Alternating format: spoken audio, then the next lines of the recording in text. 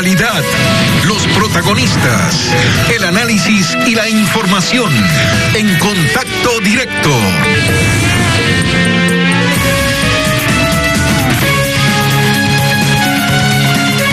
Para hablar sobre la posibilidad, la necesidad eventual de colocarse una tercera dosis, nos acompaña el doctor Francisco Plaza, comisionado de salud del Colegio de Médicos del Guayas. Buenos días, doctor, bienvenido a Contacto Directo. Buenos días, licenciado Ledín.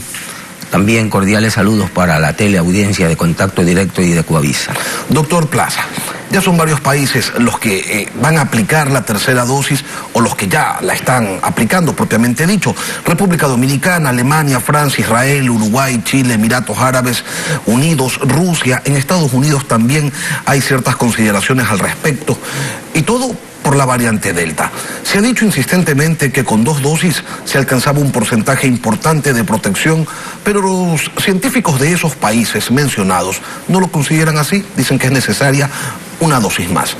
Y de nada ha servido el llamado de la Organización Mundial de la Salud a dejar de lado las terceras dosis mientras haya todavía países en el mundo que no logran avanzar tan siquiera con la primera. Entonces, ¿es realmente necesario colocarse una tercera dosis? ¿Estamos ante una paranoia por la volatilidad, por las mutaciones de la enfermedad? ¿Qué es lo que estamos afrontando? No es paranoia y es muy necesario aplicarse la tercera dosis. De hecho, aquí en Latinoamérica, por mencionar 3 países, Chile, República Dominicana y Uruguay, están aplicándola ya bajo un esquema definido. Por ejemplo, en Chile se está aplicando esta tercera dosis para mayores de 55 años de edad. En todas las personas, después de los 50 o 60 años, se da un fenómeno que se llama inmunosenescencia, es decir, el sistema inmunológico también envejece. Por lo tanto, en estudios de cohorte que se hizo en Chile y también en República Dominicana, se determinó que la inmunidad humoral bajaba a menos del 15 o 10% después de 6 meses de aplicada la segunda dosis. Y es eso lo que ustedes sugieren, claro, que se haga acá en el Ecuador también. Mayores de 50 años que empiecen a recibir ya una tercera dosis, al igual que toda la población sensible, es decir, los pacientes que tienen comorbilidades y también la red de salud que está permanentemente expuesta enfrentándose al virus. Pero también proponen ustedes que reciban una tercera dosis quienes ya se hayan vacunado hace 5 o 6 meses. ¿Esto por prevención o porque se cuenta ya con certezas, doctor, o con estudios científicos que refieran a una pérdida de efectividad de las vacunas transcurrido ese tiempo? Ya los estudios científicos están en todos los países que yo les he mencionado. Desgraciadamente aquí nosotros no los hemos hecho. Pero hay un refranero socrático que indica que hay que aprender, el sabio aprende de la experiencia de los demás, el inteligente de la experiencia propia, pero el necio y tonto no aprende ni de la propia ni de la ajena. Lastimosamente, como nosotros tenemos aquí muchas falencias en cuanto a estudios, a realizar cohortes y seguimientos de los pacientes vacunados, no tenemos sino que atenernos a las experiencias de otros países que sí la tienen muy bien cimentada. ¿Y esos estudios, doctor, aquí no se los hace porque no hay la capacidad o porque no les da la gana de hacerlos a los entes competentes de aquello? Sí, hay la capacidad, de hecho se los hace, pero en la más mínima expresión porque no hay recursos. O probablemente no se le da la importancia necesaria, que estamos vacunando, pero no estamos haciendo un seguimiento de la población vacunada para ver cómo responde, para ver cuándo baja la inmunidad, cómo está a su vez la inmunidad celular, en qué momento estos anticuerpos serológicos que se lo miden por progresión geométrica empiezan a bajar, empiezan a descender. Esos estudios lo hacemos aquí, pero prácticamente a cuentagotas, básicamente en base a esfuerzos privados como la Universidad de Espíritu Santo, la Universidad San Francisco de Quito, algo el INSPI, y pare de contar. Pero esto debería ser hecho en distintos sectores de la población ecuatoriana, en la costa, en la sierra, porque no respondemos. El individuo de la costa tiene una naturaleza diferente al de la sierra y hay que ver cómo van evolucionando su respuesta inmunológica después de haber puesto la segunda dosis y poder determinar fehacientemente si necesitamos o no la tercera. Tenemos que tenernos a las experiencias de los demás.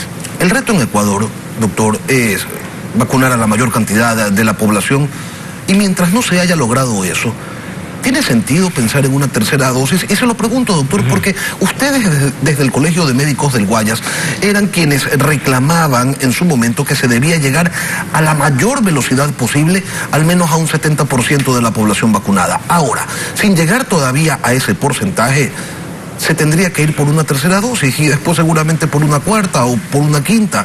Y entonces, como que primero hay que hacerlo primero, ¿o no? Lo que pasa es de que nos retrasamos en el cronograma, porque nosotros habíamos fijado primero una fecha 31 de julio para el 70%. Así es. Después la postergamos al 31 de agosto porque hubo las falencias. Y ahora, como dijo alguien por ahí, y ahora estamos todavía pues con gran porcentaje de la población que ha recibido una sola dosis, con aproximadamente 3 o 4 millones de adolescentes y niños que no la han recibido. Y ya nos cae el mes de septiembre. Y vinieron las variantes.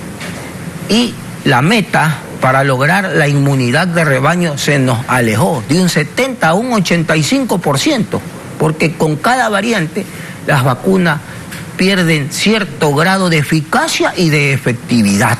Hay que seguir vacunando. Hay que seguir vacunando aceleradamente. Y por otro lado, haciendo estos estudios complementarios que nos permitan entender de mejor manera el comportamiento del virus. Claro, y empezar a vacunar a los mayores de 50, que ya muchos de ellos han cumplido 6 u 8 meses de haber sido vacunadas, porque la experiencia ajena, que está cimentada en estudios científicos muy bien programados, así lo indica mi querido licenciado Lenín. Hablemos del cruce de vacunas, doctor. Es algo que está ocurriendo en otros países. En Ecuador recibimos AstraZeneca, Pfizer, Sinovac y ahora también CanSino. Hasta ahora se nos había dicho que la vacunación debe ser de 2 dosis de un biológico del mismo laboratorio. Una eventual tercera dosis, doctor, debe ser también igual a las 2 primeras vacunas recibidas, o como está sucediendo en otros países del mundo, no importa la marca, vacuna es vacuna. No importa la marca, ni vacuna es vacuna. Ellos han hecho estudios que aquí no lo hacemos. Por ejemplo, España tiene un estudio piloto que se llama Convivac, donde está mezclando la Pfizer-BioNTech con la AstraZeneca, que son vacunas de tecnología diferente. Vamos a Chile. Chile inmunizó a la mayor parte de su población con Sinovac y ahora está aplicando para los mayores de 80 años la vacuna Pfizer-BioNTech en tercera dosis, que en muchos casos le está repitiendo, porque ahí fue mixta la prueba. Unos mayores de 80 recibieron Sinovac y otros recibieron Pfizer-BioNTech. Unos repiten Pfizer-BioNTech, pero otros combinan Sinovac con Pfizer-BioNTech. Ahora, los comprendidos entre 50 y 80 años recibieron 2 dosis de Sinovac y ahora van a recibir 1 dosis de AstraZeneca. Es decir, están combinando las vacunas. En el estudio español se arrojó que incrementaba 6% la eficacia y la efectividad de estas vacunas en cuanto a respuesta inmunológica en los individuos en que se han hecho estos programas. Por eso es decir, doctor, hasta este momento está dando buenos resultados, pero en base a estudios serios, que aquí lastimosamente no lo hacemos. Pero cuando se trata de salud, la gente generalmente quiere tener certezas y una uniformidad, ¿no? Pero vemos que en unos países mezclan 2 con 1, en otros mezclan otras 2 con otra. Y la gente dice, bueno, ¿y entonces a qué estudio serio le hago caso? ¿Al español, al chileno, al sueco, al inglés? ¿A cuál? Dejemos claro una cosa. Las 2 primeras dosis fueron de la misma vacuna.